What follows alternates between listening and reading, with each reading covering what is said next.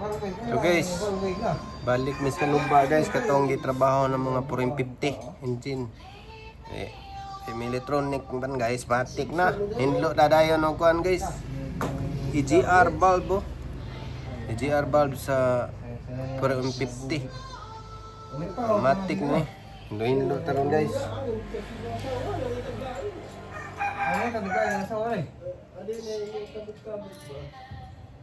Matik na guys, hinlo tag EGR bike guys. Aning ko na guys. Magi trabaho guys oh.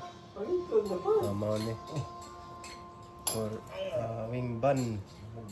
Wing ban na guys. 450 engine wing ban no. Ano ba ron guys? Matik na. EGR limpyo.